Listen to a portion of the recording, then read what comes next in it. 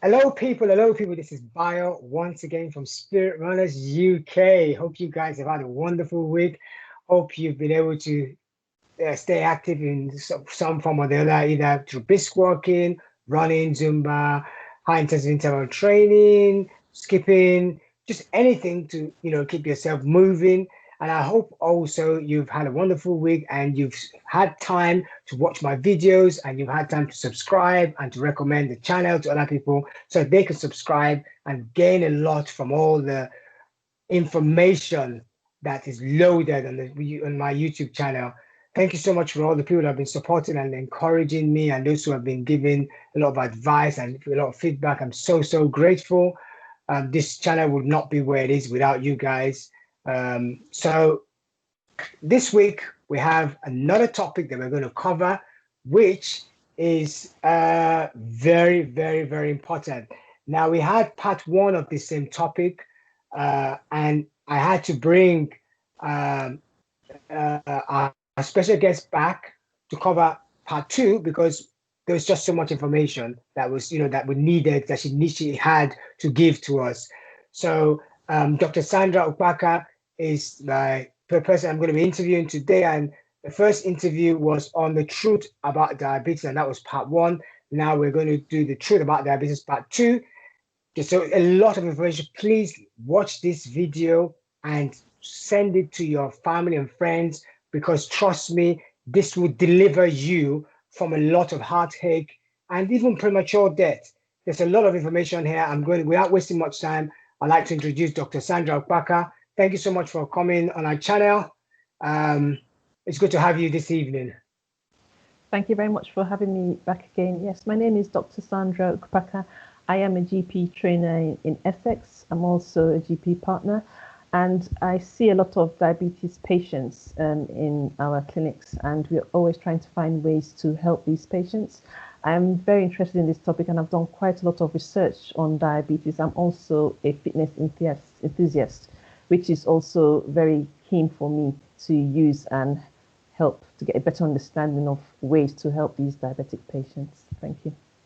Fantastic. Well, you heard from her. She's done a lot of research on diabetes. So I'm going to jump right into it and start asking some of the questions I've got here, which will help us understand it a bit more. I think there's a lot of cloud on diabetes. People have a lot of misconception. This is helping to enlighten us and to maybe dispel some of the myths and just help us to know what we need to know about it so we can prevent it or we can avoid it or we can manage it more efficiently. So my first question is, are there specific fitness activities to help prevent diabetes? Are there any specific fitness activities? Okay. There's none specific that I'll say, but there's a wide range of activities that we can use to prevent diabetes. And when we're talking about preventing diabetes, we're talking about type 2 diabetes specifically. Okay, so there are different forms of exercises. There are exercises that we can do, like traditional exercises like brisk walking, Zumba, football, swimming. These are very useful because it helps with the heart and it helps with the vessels, it increases the heart rates. And there are also exercises that helps with strength training, improves the muscles, improves the way the muscles work, and it's also very useful. Also, there are also things that you can do without it's being part of a traditional form of exercise, such as just cleaning around the house, cleaning the windows, hoovering, or even gardening, or even shopping, lifting your shopping loads. That also helps with your strength training. So there's a wide range of things. So anything that you can do to get moving is very useful. The guidelines suggest that we should actually do moderate exercises about 30 minutes 5 times in a week. So that would be enough to get the body moving, and which is very useful. If you're doing vigorous exercises, the guidance does recommend 15 minutes a day 5 times a week. That should be enough. Also, you can also add some strength training 2 or 3 times a week. That would be sufficient to help with the muscles. So if we can do this, that should be enough to get things going. But the main thing is to actually be consistent in these activities, and that would help to prevent diabetes. Fantastic. Excellent. That's a very solid answer. You've heard it from the doctor's mouth. you now know what to do to prevent type 2 diabetes. The point is that type 2 diabetes, because type 1 diabetes can't be prevented because it's more genetic or hereditary. So next, I'm just going to go and jump right into the next question. And the next question is, what are the benefits on the body for exercising if a person has been diagnosed with diabetes? So this is someone who already has it, you know, what benefits, are there in exercising to their body now that they already have diabetes? Okay. Yes, there's a wide range of benefits of exercising to our diabetic patients, irrespective of which form of diabetes that you may have. It can help to regulate the sugar levels in the body, and it also helps the use of insulin in the body, especially for the type 2 diabetic patients. Exercises, it can help in weight loss. If you're doing consistent exercises, it can help you lose weight and also help you to maintain the weight, which is very useful. Something that is very, very useful also is the decrease in the blood pressure, because blood pressure being high can, cause complications in diabetes, which we need to try to avoid or reduce that as much as possible. Exercise is also known to decrease the fats in the body, that's the cholesterol. So decreasing fats is also very, very important to decrease the heart problems, vessel problems in the body. So it's also very useful. The list continues. Exercise, it can help you to sleep better. It helps in stress reduction. When you exercise, you release some happy hormones. They're called endorphins, which helps in stress reduction, and it helps improve your mood and helps to reduce depression. So that's really, really useful. So the list continues, and there's such a large number of ways it can help. Also, I must add that it helps the joints and it also helps the muscle. It helps in coordination and balance, and it helps us to improve our activities even better. So that's really very useful. So I must say that the benefits are so much. So we also encourage people to continue exercising because the benefits are limitless. Fantastic, excellent, very good answer. So if you've already been diagnosed with diabetes, it's not the end of the world. You can turn your life around if you stay active and you do exercises consistently, not haphazardly. You can actually begin to change things and improve your health. It's not a death sentence. It's just knowing what to do, and that's why videos like this are very useful. So that moves me on to the next question, which. So we talked about exercise, and we're now moving to, because health and fitness is exercise as well as diet. So we're now moving on to diets. Some questions about diet. So is a diabetes diet good in the management of diabetes? Is there any such thing as a diabetes diet? And if there is it good in the management of diabetes? Okay, thanks for that. Yes, there is something called a diabetes diet, but it's a term that is used to inform people that there's a diet which we recommend that diabetic patients should adhere to, but it is generally a healthy, balanced diet. Okay, so if you're eating a balanced diet, then that is good for you as a diabetic patient. But you also have to look into the details of these balanced diets.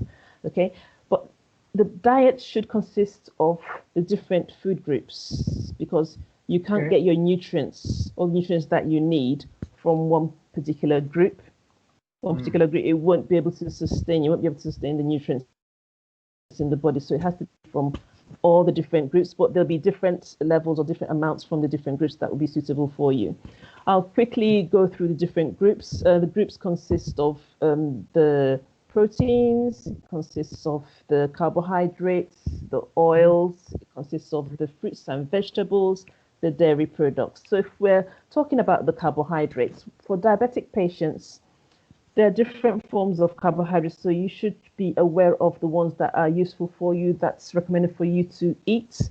We recommend the low glycemic index carbohydrates, and that's the big term for the carbohydrates that when eaten, it generates glucose gradually in the body. It doesn't generate there's a rapid surge in the glucose levels, which we'll try to avoid in diabetics, because if the surge in glucose is rapid, the body will find it difficult to manage, will find it difficult to control the sugars. So we try to avoid the high glycemic index carbohydrates. Low glycemic index foods consists of the wholemeal breads, the brown rice, the pastas. So there are specific types which are useful for diabetic patients, and these foods have the low glycemic index, which is very, very useful for the diabetic patients to eat.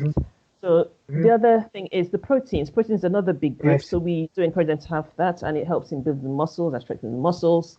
But you have to know what particular protein, because proteins is a wide group. The pulses, the legumes are very useful.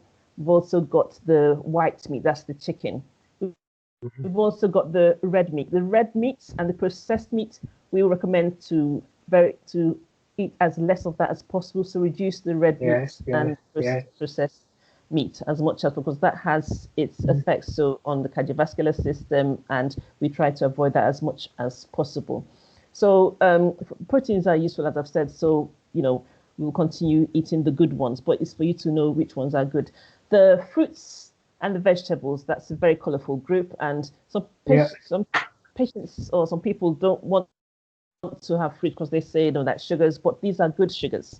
Okay, so recommended, and it's very good in the diet, and it's low carbohydrates in the fruits and most of the vegetables. So the important thing is to have a wide variety, so lots of different colors that gives you different nutrients. It's very high in vitamins and minerals, low carbs, so it's beneficial all round. So it is very useful to the body. So we do advise you to use that. Coming down to the oils, we need oils. Okay, oils, fats, but we need the useful, we need the good fats. So it's the fats that are not saturated. That's what we prefer. And the non-saturated fats, these are the ones that are better and don't cause cardiovascular problems, don't cause problems with the heart or the vessels. So we try to avoid the bad ones, things like the coconut oil, palm oil. These are the ones that will say no, try to avoid that. But the good ones, the vegetable oil is good, rapeseed oil. So those are good. Also try to avoid butters. Try to avoid that, when you're using that to prepare your meals. Okay, the other thing I would like to mention too is try to avoid adding salts to your food. You can use a small amount of salt to cook, but try to avoid add-ons. Try to avoid as much as possible, and try to avoid sugars. Try to avoid sugars or even juices. Because they have high sugar content. So try to avoid that, even fizzy drinks. Try to avoid that as much as possible. So I'll just suggest the brief things that I'll mention, but there's a wonderful video that you've got on your YouTube channel, Spirit Runners UK, that I recommend for people to have a look at, and they'll have very useful information on nutrition that they can add on to what we've already talked about today. Fantastic, excellent, very, very, very solid answer.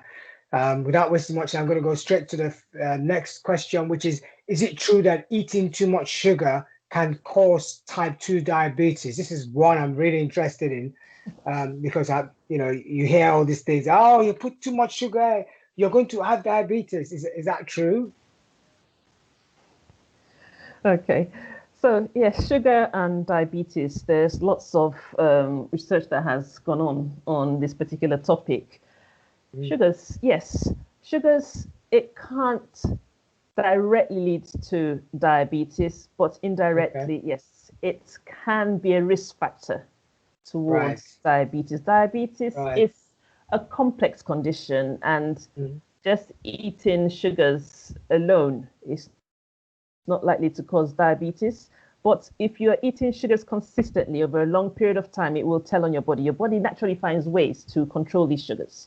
Okay, but at a point, your body system can fail, and that's where diabetes can come in. Also, with the high level of sugars, just as we had mentioned in our the part 1 video, weight is one of the risk factors for diabetes. And with sugars, that's increased calories. If you're having more calories than you burn, there's a high risk that you'll be carrying more weight on your body. Then with that weight, there's an increased risk of diabetes. So that's where the sugars lead to diabetes. But it has to be consistent sugars to lead to diabetes. But there'll be other factors, in an individual that will contribute towards that. That's the answer to that question. Excellent. Thank you so much for that. That's another solid answer that has enlightened me personally, and I'm sure a lot of people. I'm going to move straight to the next question, which is type 2 diabetes reversible? So if Mm. someone already has type 2 diabetes, can it be reversed? I think, can it suddenly disappear? Is it Mm. possible to reverse it? Okay. This is another topic, that is one that has had lots of research done on it, and it's still a topical um, issue at the moment. So, diabetes can't be reversed. That's the first thing I will say. Okay. Okay. It can't be cured also. With diabetes, it is known to be able to be gotten into remission. That's the Remission, right, term okay. that we would prefer to use. Right. And with this, it's this way because there's lots that we don't know yet about this process. And Mm, if we say that it's cured, that means that it's permanent. That means the person can never get diabetes again. So, but we don't mm, have enough information to say yes. If you mm, go, if you go into remission, it's not going to reverse at this point in time. But there's lots of research still being done on this. There's a very good group, Diabetes UK, did the direct trial.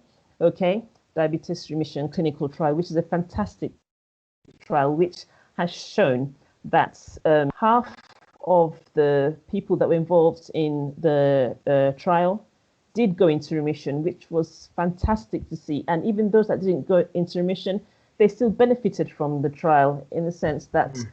their blood pressure levels were increased, their sugar levels were improved, they became more energetic. So there were lots of other benefits apart from their not being able to go into the remission. So either way, it's a win-win process.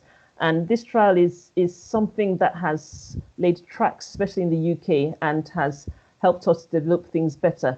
But in this trial, they kind of realized that obesity is the main trigger for diabetes, type 2 Mhm, diabetes, which consists of 90% of diabetic patients. So it's a mhm, huge number. So out of these diabetic patients, it's 85% risk of obesity, which is a large mm. number. So they decided to try to see if they could tackle the weight. So that's the whole essence of this trial. So with this trial, they used diet, lifestyle change through diet, low carb diet Right. specifically, and they also Mm. used surgery, which is the bariatric surgery, which is the weight loss surgery.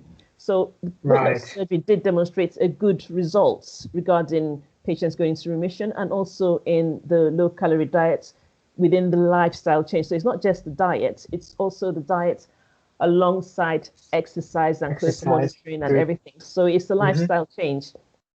Hmm. So they did that. And Fantastic. about half of the patients were able to go into remission, which is fantastic. So it's something that is being rolled across the country and is very, very promising, I must say. But there's lots Fan- that still needs to be done because we yet don't know how the low calorie diet will work in patients that are not obese. We don't know how it will work in patients that have had diabetes for a long time or those that are on insulin. So still quite a lot of questions still yet to be answered.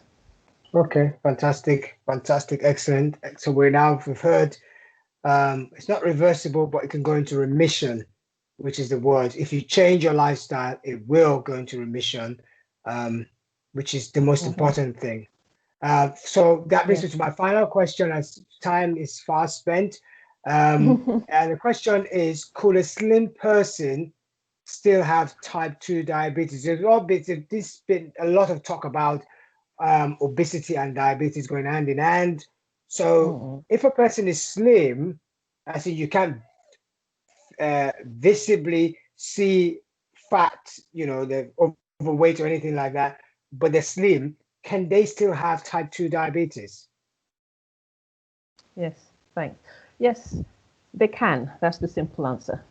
Okay, Wow. and about 10 to 15% of patients, type 2 diabetic patients, have normal weight and they are slim or lean and they still have type 2 diabetes.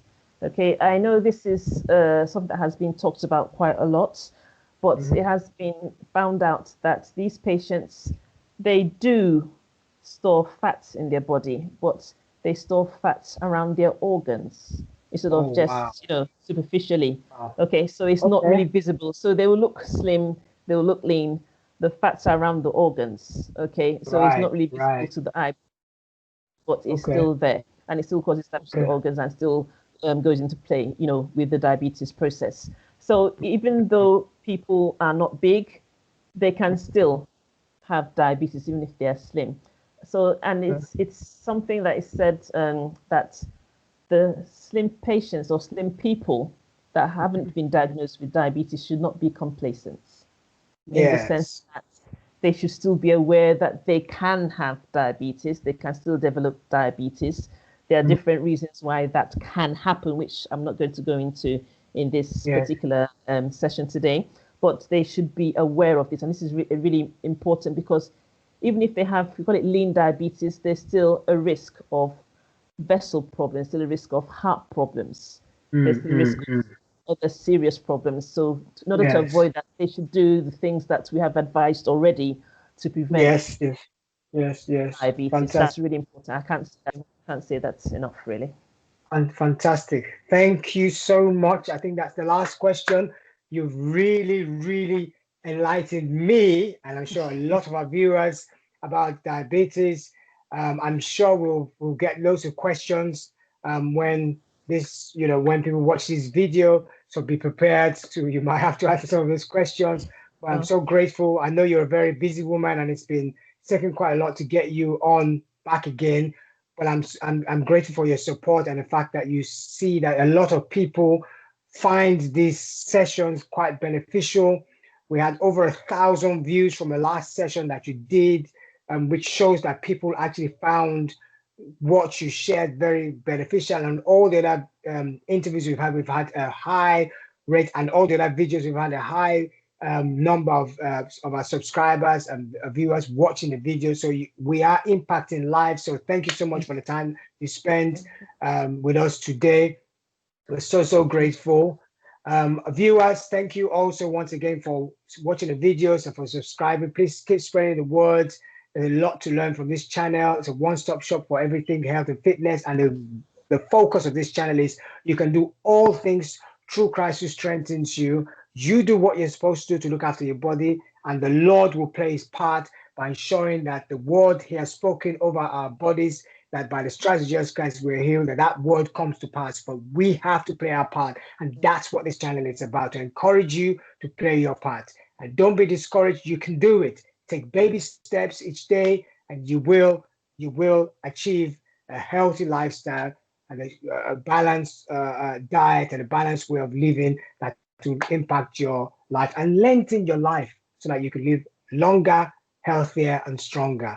Thank you so much, viewers, once again. God bless you, and have a good week. Thank you, Dr. Sandra, for coming. Like I said, once again, it's good to have you. And I'm sure we'll have you back again because there's so many other topics that we haven't covered. But thank thank you you for very the much. time today. Thank you Thank so much. God bless you. Take care. Bye-bye. Bye, everyone. God bless you. Bye.